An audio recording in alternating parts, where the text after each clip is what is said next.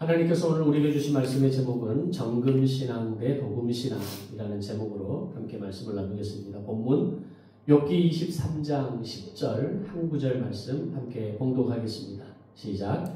그러나 내가 가는 길을 그가 아시나니 그가 나를 단련하신 후에는 내가 순금같이 되어 나오리라. 아멘. 주님의 은혜와 평강이 오늘 예배에 참여하신 분들 가운데 함께 하시기를 주님의 이름으로 축복합니다. 우리가 인생을 끊임없는 시험의 연속이다 라는 말을 합니다. 어린 시절에는 중간고사, 기말고사, 그리고 몇 번의 모의고사를 거치고 또 대입시험, 그리고 수능시험을 치루어 왔고 또 그렇게 학교를 졸업한 이후에도 임용고시와 비슷한 여러 고시들, 그리고 취업을 위한 여러 가지 시험들을 경험하게 됩니다. 어린아이들에게, 특히 중고등학생들에게 빨리 어른이 되기를 원하는 이유를 말하라고 할 때 가장 첫 번째 꼽히는 이유가 시험 없는 인생을 살고 싶다. 시험 없는 하루하루를 1년을 살고 싶다. 라는 말들을 하게 됩니다. 그렇게 모든 학교와 과정을 다 마치고 졸업을 하고 또 취업을 하면서 이제 더 이상 시험이 없는 인생을 살겠구나 라고 생각하는데, 그런 시험이 끝났다고 해서 인생의 시험도 다 끝나는 것이 아니었습니다.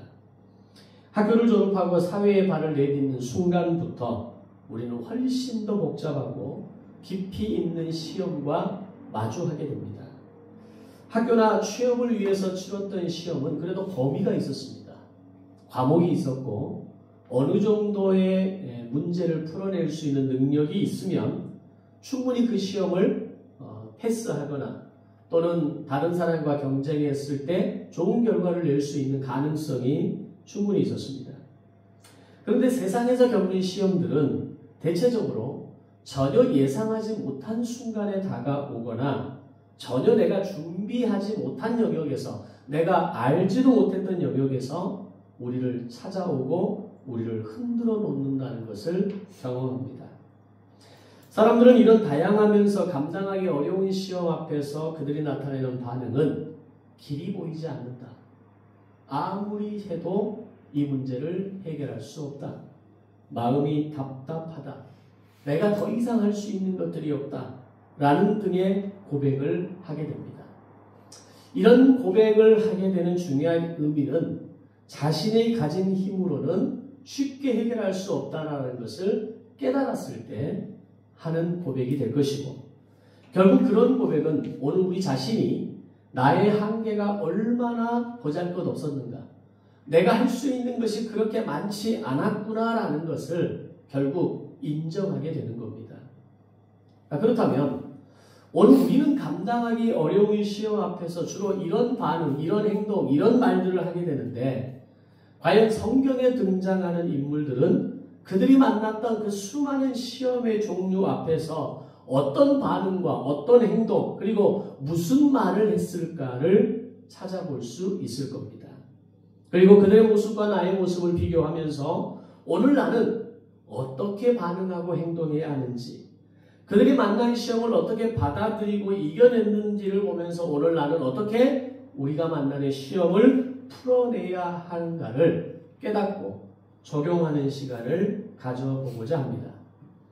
그래서 오늘 말씀의 가장 중요한 키워드는 답안지 작성이다 라고 말할 수 있습니다. 모든 사람이 시험 문제는 받지만 모두가 같은 유형의 답을 쓰지는 않는다는 겁니다. 문제는 동일하지만 답안은 전혀 다를 수 있으며, 결국 그들이 작성하는 어떤 종류의 답안지를 제출했느냐에 따라서 인생의 결과가 완전히 다른 방향으로 바뀌게 된다는 겁니다. 성경 속에 등장하는 수많은 사람들도 그들이 각자 비슷한 환경, 비슷한 상처, 비슷한 문제를 경험했으면서도 정반대의 인생을 살았던 두 사람을 비교해서 소개하는 경우가 상당히 많습니다. 다윗과 압살롬의 케이스가 그렇습니다. 이 두 사람은 아버지의 관심과 사랑을 둘 다 받지 못했던 사람입니다. 흔히 우리가 다윗하면 그런 개념에 대해서는 별로 이해를 하거나 접근을 하지 않았죠. 그런데 조금 다윗의 어린 시절, 10대 시절로 돌아가 보면 아버지 이새와 형들에게 있어서 어떤 이유에서인지는 몰라도 철저히 무시당합니다. 가장 좋은 예로 사무엘이 기름 부으심을 위해서 사울의 뒤를 잇는 왕감을 찾기 위해서 이새의 집으로 방문했을 때 나머지 모든 형들은 그 자리에 있었습니다. 근데 너희 집에 아들이 더 없느냐라는 사무엘의 질문에 대해서 뭐라고 했던지 혹시 기억나십니까? 아들 하나가 더 있는데 저 들판에서 양을 치고 있습니다. 근데 그 이후에 보면 전쟁을 나가는 블레셋과의 전쟁을 치르는 상황에서 다른 형들은 다 전쟁에 나가는데 다윗은 전쟁에 나가지 않았습니다. 그 말은 무슨 말이냐면 아직 전쟁에 나갈 수 있는 나이가 되지 않았기 때문입니다. 그러면 이전에 기름 부으심의 사건이 더 먼저라고 본다면 다윗은 굉장히 어린 나이였다는 거죠. 블레셋과의 전쟁의 때의 당시의 나이가 다윗의 나이가 17살로 추정합니다. 그러면 사무엘이 기름 부으심을 왔을 때 다윗의 나이는 그것보다 훨씬 더 어렸겠죠. 그런데 이제 10대 초반의 아이가 혼자 들판에서 늑대와 또 양을 집어삼키려고 하는 사자와 같은 어떤 이 들판의 맹수들이 득실되는 그런 상황에서 이 막내 꼬마 하나가 양을 친다? 이거는 형들과 아버지에 의해서 왕따를 당했다라고 볼 수도 있을 거고요. 아버지에게 다윗은 눈에 들어오지 않는 자식과 같은 그런 존재는 아니었을까. 그렇게까지는 말할 수 없다 할지라도 최소한 그런 개념을 우리는 생각해 볼 수 있는 겁니다. 따라서 다윗과 압살롬은 모두 형제들로부터 따돌림을 받았고 억울한 고통과 눈물 속에서 방황했고 심지어 도망자가 되어서 오랜 시간, 떠돌이 시간을 보냈던 경험이 이 다윗과 압살롬에게 동일하게 있었습니다. 그런데 두 사람의 결말은 너무나 달랐습니다. 특히 압살롬은 자신의 여동생 다말이 암논에게 끔찍한 일을 당했을 때 그가 가장 먼저 화살을 들이대고 쏘았던 대상은 아버지였습니다. 아버지가 자신과 다말을 보호해주지 않았기 때문에 이 모든 일이 일어났다라는 그 원망의 화살을 아버지 다윗을 향해 쏘아대기 시작했다는 겁니다. 그리고 마음속에서는 감히 아버지에게 맞대거리 할 수 없으니까 마음에 분노를 품고 그 분노를 키우며 언젠가는 한번 두고 보자. 내가 크면, 내가 힘을 더 키우면, 내가 아버지 다윗을 맞설 수 있는 그런 어떤 기반을 다져지면 그때 한번 두고 보자. 라는 마음으로 살아가게 됩니다. 결국 이 분노는 그의 성품을 파괴시킵니다. 자신도 원치 않았던 괴물로 어느 순간 바뀌게 됩니다. 그의 선택은 오직 자신의 그 분노와 감정의 근거에 있었고 그 결과는 아버지에 대한 반역 쿠데타로 이어지면서 마지막 그의 모습은 비참한 죽음으로 자신의 머리끝이 나뭇가지에 걸려서 대롱대롱 매달려 있는 상태에 화살바지로 죽는 그의 목이 잘려지는 그런 처참한 상황에까지 이르게 됩니다. 오늘 나를 포함한 우리 주변에도 이렇게 상처에 둘러싸여 살아가는 인생이 허다합니다. 10년, 20년, 수십 년의 세월이 지나갔음에도 불구하고 그들이 마음속에 가지고 있는 관심은 나에게 상처를 준 저 사람을 내가 용서할 수 없고 그때의 그 상황과 사건에 매몰되어져서 오늘 내가 이렇게 살아가는 건 다 저 사람 때문이라고. 내가 오늘 이 인생으로 살아가는 것은 그때의 상황이, 그때의 사건이, 그 한마디가 나를 이렇게 만들었다라고 화살을 쏘면서 자신의 현재의 모습을 정당화시키는 사람들이 허다하다는 겁니다. 그 결과 어떻게 됩니까? 그들은 괴물로 변해갑니다. 흉악한 범죄자로 전락한 사람들도 등장합니다. 특히 우리가 매스컴을 통해서 부모를 참혹하게 살해했거나 폭행과 폭언으로 복수를 하는 이야기가 하루아침에 갑자기 만들어지는 이야기가 아닙니다. 어린 시절부터 받아왔던 그 상처와 원망과 그 감정이 복수의 감정으로 똘똘 뭉쳐서 당신 때문에, 아버지 때문에, 엄마 때문에, 그때의 그 한마디 때문에 내가 내 인생이 이 모양으로 내가 살아가고 있다라고 말하고 있다는 겁니다. 그것은 결국 그 상대와 그 부모를 죽이는 것으로 끝나지 않고 가장 문제는 뭐냐면 자신을 죽이는 길로 가고 있다는 것을 모른다는 겁니다. 그런데 다윗은 아버지와 형제들로부터 받은 상처와 이후에 사울을 통해서 죽음의 위기를 넘나드는 시간을 십수년을 살지 않습니까? 그리고 미친 척을 해야 살아남을 수 있는 생명을 부지할 수 있을 정도의 극도의 억울함과 상처 속에서도 그의 선택은 달랐습니다. 그는 하나님 앞에 납작 엎드렸고 기도로 자신을 하나님 앞에 자신의 삶을 내어드리는 모습으로 나아가게 됩니다. 심지어 자신을 미친 듯이 추격하는 정신병자 같은 사울을 단칼에 죽이고 이 모든 상황을 마무리할 수 있는 기회가 결정적으로 2번이 옵니다. 그리고 심지어 2번째는 부하가 이렇게 얘기합니다. 당신의 손에 피 묻히지 말고 명령만 내리십시오. 우리가 이 끝장내겠습니다. 그러면 자기는 모른 척하고 난 모르는 일이니까 네가 알아서 해 라고 했다면 그때부터 도망자의 시간은 끝나는 겁니다. 근데 그의 마지막 선택은 하나님의 주권이었고 하나님 앞에 더 납작하게 엎드리는 것이었습니다. 자, 그렇다면 다윗이 그렇게 할 수 있었던 이유가 뭘까요? 그의 인생의 모든 방향과 결정이 바로 하나님 앞에서 나왔기 때문입니다. 압살롬은 자신의 마음속에 있는 원망과 복수와 상처의 감정 속에서 그의 행동이 나오는 것이었다면 다윗은 하나님 앞에 서 있는 자로서 하나님이 나에게 주시는 감동과 하나님이 나에게 주시는 생각과 하나님이 나에게 주시는 그 하나님의 주권을 인정하는 마음 가운데 다윗의 그런 행동이 나왔다는 겁니다. 사실 이런 상황에서 우리는 다윗과 같은 상황이 주어졌을 때 얼마든지 합리화시킵니다. 야, 이건 하나님이 나에게 주신 절호의 기회다. 오늘 이 사울을 죽이고 내가 이제는 드디어 왕으로 자리 잡을 수 있는 하나님이 주신 절호의 찬스다. 우리 그렇게 생각하지 않습니까? 근데 다윗은 모두가 합리적으로 그렇게 생각할 수 있는 상황 앞에서도 하나님이 나에게 원하시는 건 뭘까? 거기에 집중했다는 겁니다.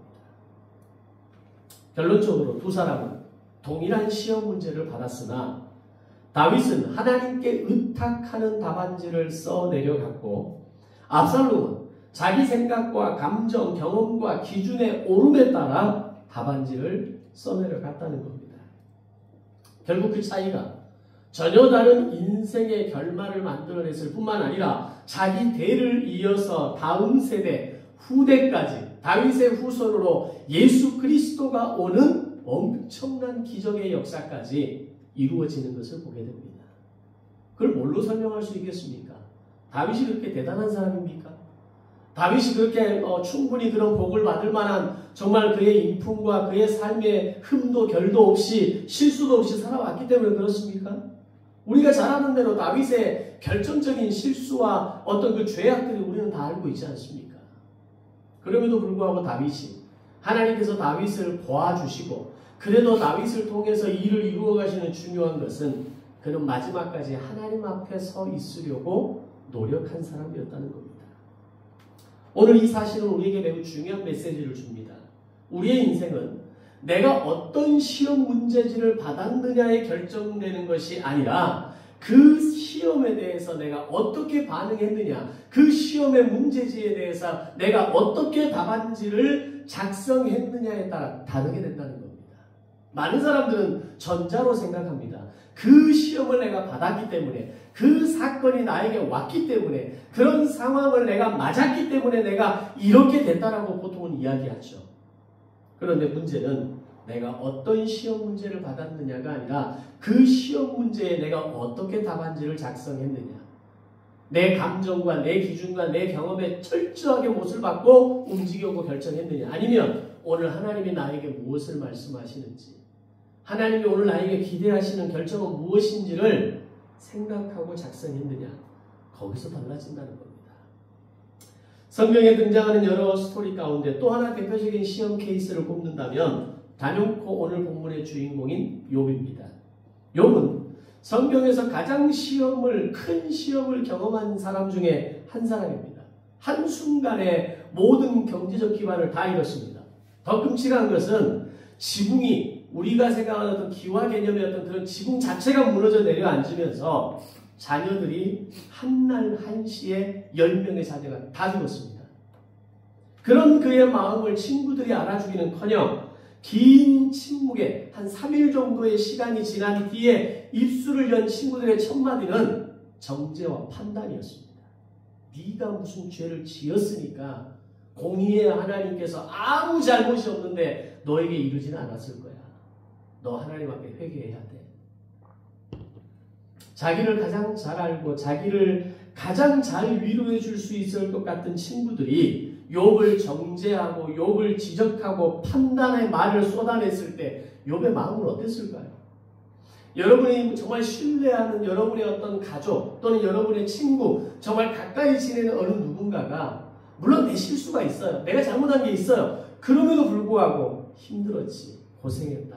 내가 네 옆에 있을게. 이 문제가 해결될 수 있도록 내가 너와 함께 할게 라고 말을 하는 것과 정말 나를 끝까지 믿어주지 못하고 마지막 그 결정적인 순간에 네가 문제야. 네가 틀렸어. 네가 그렇게 말을 했으니까 그런 거지 라고 한다면 그때의 그 실망과 배신감, 내가 잘못했음에도 불구하고 그건 정말 감당하기 어려운 겁니다. 그런데 욥은 잘못한 게 없어요. 하나님 앞에서 엄청난 실수를 했거나 어떤 하나님 앞에 자신의 삶이 무너지는 그런 일을 해본 적이 없는 사람입니다. 심지어 이 욥의 욥기가 쓰여지는 기록은 잠언, 시편, 욥기라고 하는 이 시가서에 위치해 있지만 실제로 욥기가 쓰여진 시대적 시간은 창세기가 쓰여지는 창세기가 기록이 어떤 맞춰지는 그 어떤 고대의 시간 중에 일어난 사건입니다. 그럼 그때는 5대 제사가 없었던 시기예요. 하나님 앞에 드려야 되는 11조에 대한 개념도 없었고 하나님 앞에 어떻게 제사를 드리고 어떻게 예물을 드리고 이 모든 매뉴얼이 전무했던 시대입니다. 그런데 그때 욥이 어떻게 했습니까? 자기 자녀들이 혹여나 부지 중에 죄를 지었을까봐 그 자녀들을 위해 제사를 드렸던 사람입니다. 5대 제사가 없었던 그 시기에 이미 속죄제, 속건제를 시작했던 사람이었다는 거죠. 그 정도로 죄에 대해서 민감하고 예민했던, 그러면서 하나님께서 당대의 완전한 자, 의로운 자, 욥이라는 말을 직접적으로 하셨을 정도로 그런 사람인데 친구들은 침묵의 시간을 마치자마자 손가락질을 그에게 향했다는 겁니다. 아마 완전히 너덜너덜해지고 마음은 찢겨지고 무너지는 상태가 되었을 겁니다. 심지어 자신의 몸에 생긴 그 악창으로 인해서 육체적인 고통까지 더해지고 그런 욥을 저주하면서 떠나는 아내의 모습은 마지막 버티고 있었던 그 신라 같은 희망마저 한순간에 사라져버리는 고통이었을 겁니다. 자, 그런데 이 욥의 시험을 깊이 있게 들여다보면 욥이 당한 4가지 시험이 오늘 우리가 인생에서 경험하는 시험이라는 걸 아셔야 합니다.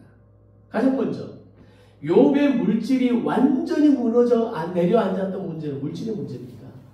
우리 인생을 살면서 가장 힘들고 어려울 때가 언제입니까? 우선순위로 매길 수는 없지만 그래도 1, 2, 3, 4 안에 드는 첫 번째, 그 어느 2순위, 3순위가 된다 할지라도 이 4순위 안에 드는 거 물질 아닙니까? 물질 때문에 괴로워하고 물질 때문에 배고프고 물질 때문에 서럽고 물질 때문에 하루하루를 버티지 못하는 인생들이 얼마나 많습니까? 지난 1990년 후반대 IMF로 인해서 엄청나게 많은 사람들이 스스로 생명을 끊어내지 않았습니까? 물질의 문제입니다. 두 번째, 자녀들을 한순간에 잃어버리는 죽음과 이별의 문제. 인생이 경험하는 가장 큰 충격은요, 내 가장 가까이 있었던 누군가가 죽는 슬픔이라고 합니다. 그 죽음의 슬픔은 인간이 감당하기 쉽지 않습니다. 나를 키워주고 나의 인생에 아주 중요한 버팀목이 되어주었던 부모가 어느 중 한 분이 세상을 떠날 때 그 자녀의 고통을 이루 말할 수 없는 거죠. 함께 평생을 20대, 30대에 만나서 평생을 살아왔던 배우자가 어느 날 죽음을 맞이했다? 뭐 얼마나 행복하게 살았냐, 부부의 금실이 좋았냐, 이건 내두고라도 그냥 그 사람이 떠났다는 자체가 괴로운 겁니다. 슬픈 겁니다. 자녀가 또는 내 가까운 나의 친구 중에 누군가가 떠나간다는 것, 그건 슬픈 거죠. 그 죽음과 이별의 문제는 인간이 경험하는 또 하나의 엄청난 고통입니다. 세 번째, 친구들의 정죄와 판단으로 인해 산산이 부서진 관계의 문제. 우리가 인생을 살면서 관계 때문에 얼마나 힘들어합니까? 그 사람의 말 한마디가 서운하고 그 사람의 행동 하나가 또 그 사람의 어떤 눈빛 하나가 우리에게 민감하게 다가오는 인생 아닙니까? 관계의 문제는 우리 인생에서 정말 어려운 문제 중 하나입니다. 네 번째, 하나 남은 육체까지 완전히 무너져서 그 자리에서 기왓장으로 자기의 피부를 긁어야만 그 가려움이, 그 악창이 해결될 정도의 질병의 문제. 우리 인생의 가장 중요한 문제 아닙니까? 그 질병으로 생사를 넘나드는 그런 질병 앞에 섰을 때, 또는 죽는 질병은 아님에도 불구하고, 당장 죽는 질병은 아님에도 불구하고 평생을 그 몸에 안고 살아야 하는 그 육체의 가시 같은 질병, 물질, 죽음, 관계, 질병, 이건 우리 인생의 문제입니다. 그걸 욥은 그대로 보여주는 거고, 이게 차례차례 시간 텀을 두고 온 게 아니라 거의 한순간에 욥에게 다가왔던 네 가지 문제라는 겁니다. 이 땅을 살아가는 그 누구도 이 네 가지 문제 앞에서 자유로울 수 있는 사람은 아무도 없습니다. 아무리 단단하게 서 있었던 사람도 물질이 한번 치고 가면 한번 휘청하는 겁니다. 죽음의 문제를 경험하게 되면, 가장 가까운 나의 누군가가 죽음을 경험했을 때, 그 사람과 헤어진 아픔을 경험했을 때 그 인생은 절반 이상 무너지는 겁니다. 관계의 문제, 질병의 문제. 그런데 욥은 인간이 경험할 수 있는 극단의 네 가지 모든 시험을 단 며칠 만에 모두 경험하면서 그를 철저하게 둘러싸음을 경험하게 되는 겁니다. 그리고 이 네 가지 시험 한복판에서 그가 이런 고백을 합니다. 그게 오늘 본문의 고백이죠.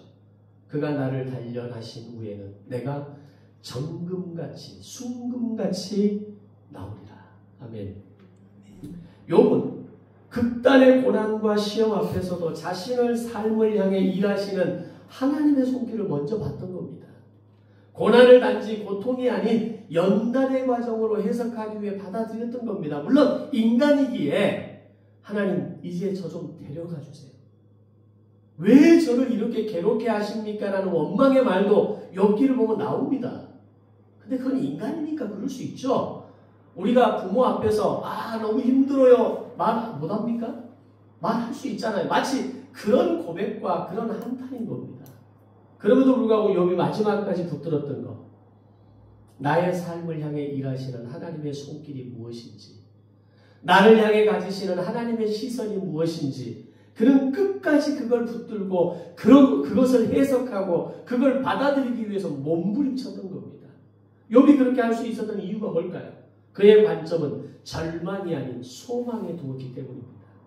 이것은 우리가 단순하게 말하는 세상에서 이야기하는 긍정적 삶의 태도와 같은, 또는 마인드 컨트롤 같은 프로그램을 통해서 나올 수 있는 게 아닙니다. 심리 상담 프로그램을 통해서 나올 수 있는 이야기가 아닙니다. 이런 고백은 하나님의 주권을 완전하게 인정할 수 있는 사람에게서만 나올 수 있는 믿음의 고백이라는 겁니다.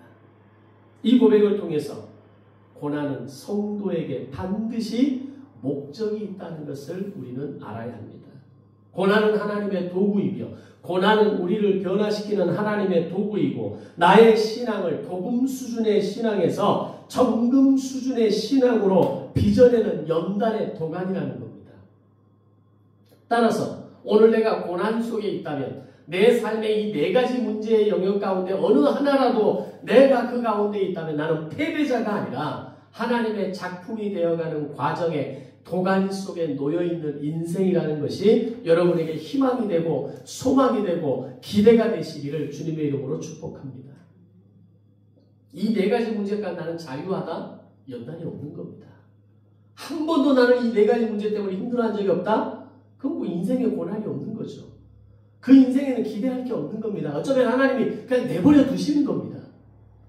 그런데 이 네 가지 문제 가운데 내 삶을 자꾸 괴롭히고 내 삶에 고통이 되고 내가 눈물을 흘릴 수밖에 없고 실망할 수밖에 없고 무너질 수밖에 없는 그런 아픔을 경험하게 한다면 이건 나를 작품으로 만들어 가시는 하나님의 과정이라는 겁니다.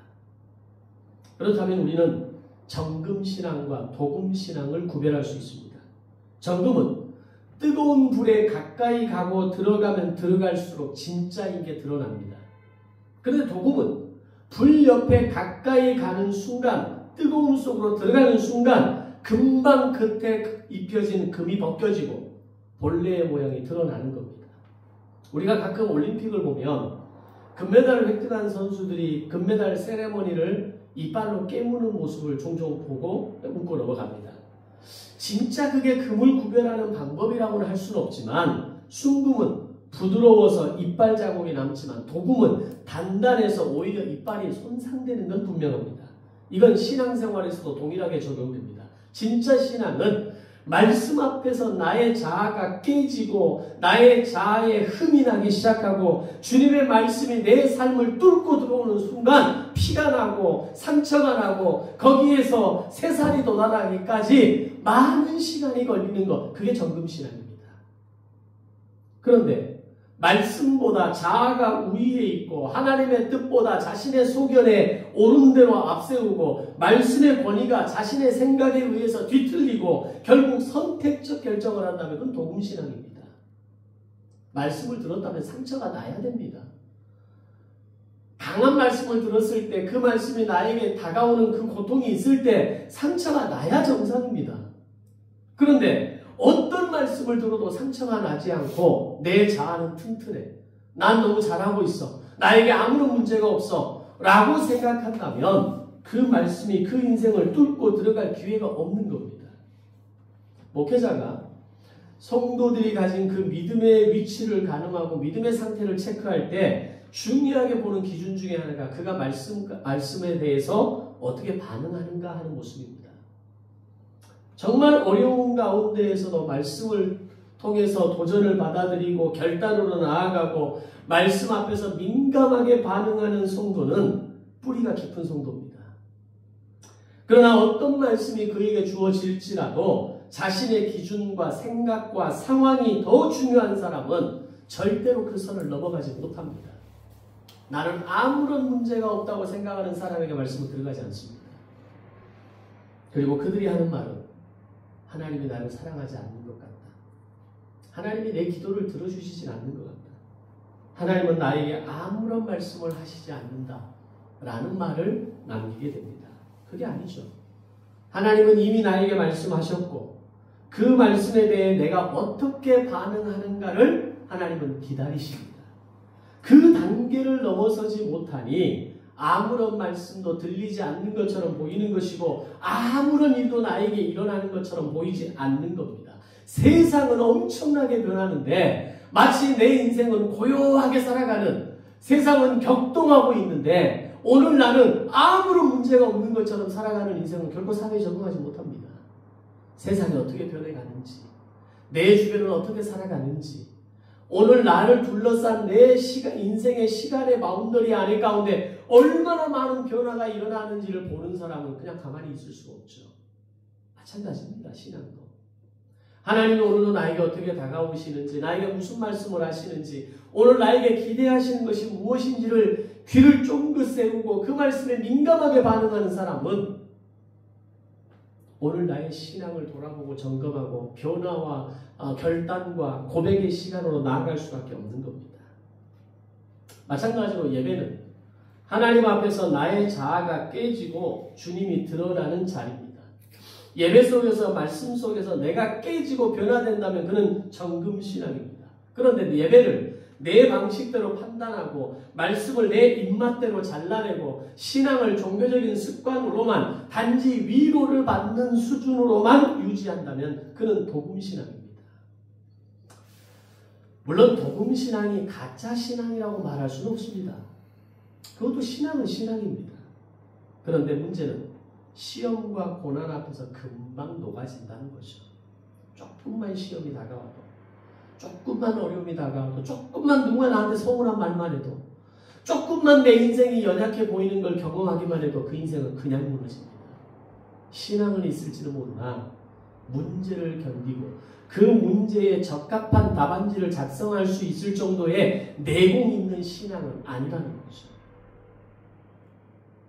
의외로 그런 신앙이 많습니다.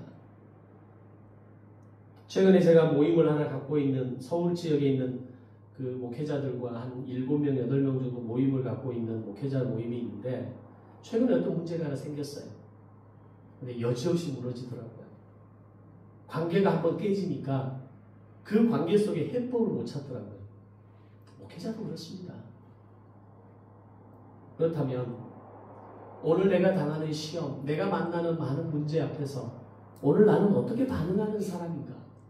나는 거기에서 어떻게 나의 신앙의 방향성을 정하고 내 신앙의 삶이 그 뜨거운 불 앞에서도 녹아 없어지지 않을 수 있을 만큼의 그런 내공과 내성을 가질 수 있는 신앙으로 성장하기 위해서, 나는 정금신앙으로 거듭나기 위해서 어떻게 오늘 말씀 앞에 반응하고 어떻게 예배의 자리에서 반응할 것인가? 우리는 결정해야 합니다. 분명 신앙의 연수는 더 길어지고 이름 뒤에 붙어있는 직분도 달라졌는데 여전히 다른 사람의 연약함이 더 크게 보이고 하나님 앞에서 납작하게 엎드릴 수 없다면 미안하지만 그분은 도금신앙입니다. 그런 분들의 특징과 습관적인 말이 있습니다. 옛날에 비하면 많이 좋아졌어요. 남들보다, 다른 사람보다, 저 사람보다는 내가 좀 더 나아 라는 말입니다. 그게 변화가 아니라 그것은 자기 만족일 뿐이고 그 신앙은 도금신앙에서 나오는 말이 되는 겁니다. 관계 속에서 남을 정죄하고 판단하기보다는 상처받은 자들의 손을 붙잡아 일으키는 사람, 그 사람이 정금신앙입니다. 교회 안에는 이런 정금신앙을 가진 사람이 많이 있어야 됩니다. 비판하고 판단하고 찾아내고 그것에 대해서 지적하고 그래서 나는 이만큼 문제를 잘 해석하는 사람이고 해결하는 사람이다. 이걸 인정받는 사람이 많은 교회가 건강한 교회가 아니라 때로는 싸매주고 붙들어주고 기다려주고 격려해주고 지지해주고 문제를 덮으라는 말이 아니라 아주 심각한 문제를 덮어서 그걸 없는 것처럼 해야 된다 이 말이 아니라 연약함과 실수를 인정하고 붙잡아주고 그럼에도 불구하고 내가 네 옆에 있을게 라고 말할 수 있는 그 신앙, 그런 사람이 교회 안에는 많아야 한다는 겁니다. 교회만 그러겠습니까? 세상도 그런 사람이 많아질 때 아름다운 세상이 되는 겁니다. 반면에 난 항상 옳은 말을 한다고 착각하고 정확하게 상황을 판단하는 사람이라는 어설픈 자신감으로 바른 말을 한다는 명목 아래 다른 사람을 더 아프게 만들고 상처를 더 깊게 새겨넣는 사람이라면 그건 조직과 공동체를 깨뜨리는 사람이 되는 겁니다. 그리고 지난 설교에서 말씀을 나눴던 것처럼 죽음 앞에서도 소망을 가지고 굿나잇이라고 말할 수 있는 사람은 정금신앙이라면 두려움과 한숨 속에서 인생을 마감하는 사람은 도금신앙입니다. 따라서 고난은 정금신앙의 향기를 드러내는 중요한 도구입니다. 이런 말이 있습니다. 꽃은 바람에 흔들리고 두들겨 맞을 때 향기를 낸다라는 말이 있습니다. 샤론의 꽃, 장미, 샤론의 꽃이라는 이 단어를 떠올리면 장미를 떠올리는데 이 샤론의 꽃이 향기가 정말 기가 막힌 꽃이라고 해요. 이유가 뭐냐면 그냥 흔한 들판에서 피는 꽃이 샤론의 꽃이 아니라 저 골짜기의 어떤 절벽에서 피어나는 꽃이 샤론의 꽃. 우리는 장미라고 이야기하는 게 백합입니다. 그 샤론의 꽃이 향기를 낼 수 있는 건 가장 치열한 상황 가운데 두들겨 맞고 흔들리고 언제 뽑힐지 떨어져 나갈지 모르는 고통 가운데 피어있는 꽃이 향기가 나는 겁니다. 꽃잎이 상할 때 향은 더 진해진다는 말이 있습니다. 이와 같이 진짜 성도는 고난 속에서 남이 맡을 수 있는 향기를 드러내는 겁니다. 나의 아픔은 누군가의 위로가 되고 나의 상처는 누군가에게 용기가 되고 나의 찢김은 누군가를 살아나게 하는 통로가 되는 겁니다. 누가 그렇게 하셨습니까? 그리스도께서 자기 십자가를 지시고 그 십자가를 통해서 향기 있는 인생으로 십자가의 죽음으로 맞이하신 겁니다. 이것이 바로 살리는 영의 삶이며 그리스도인의 삶이 나눔과 희생 위에 세워져야 하는 이유입니다. 따라서 인생을 살아가면서 모든 사람이 고난을 경험하지만 그 고난을 뚫고 나오지 못하는 신앙은 절대로 다른 사람을 살려낼 수 없습니다. 하나님은 우리를 어려움으로부터 보호하시는 분이 아니라 어려움 속에서 우리를 구원하시는 분이십니다. 하나님은 고난 없는 인생을 단 한 번도 약속하지 않으셨습니다. 오히려 고난 속에서 우리를 정금으로 빚어내시겠다고 약속하셨습니다. 근데 우리는 어떻게 합니까? 고난이 다가오면 하나님은 없어. 하나님은 날 사랑하지 않아. 라고 오해하고 착각한다는 겁니다. 그 시험 속에서 복음은 벗겨지고 정금으로 탄생하게 될 것입니다. 이것이 복음이고 이것이 믿음입니다. 따라서 우리에게 주어진 이 모든 시험 문제는 하나님께서 우리를 정금으로 빚어내시기 위한 사랑의 도구라는 것을 기억해야 합니다. 우리는 시험 문제를 두려워할 필요가 없습니다. 진짜 두려워해야 될 것은 그 시험 문제 앞에서 내가 잘못된 답을 써내려 가는 겁니다. 시험의 내용이 인생을 좌우하는 것이 아니라 그 시험에 어떤 답안지를 작성하느냐가 우리의 인생을 결정하는 겁니다. 사랑하는 성도 여러분, 오늘 우리가 받은 이 시험 문제 앞에서 올바른 답을 적어 내려가는 성도들이 되시기를 소망합니다.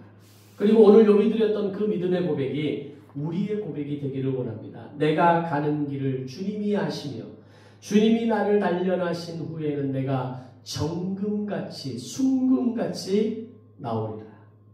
이 고백이 우리의 눈물이 되고 노래가 되고 우리의 하나님을 찬양하는 시가 되어지기를 원합니다.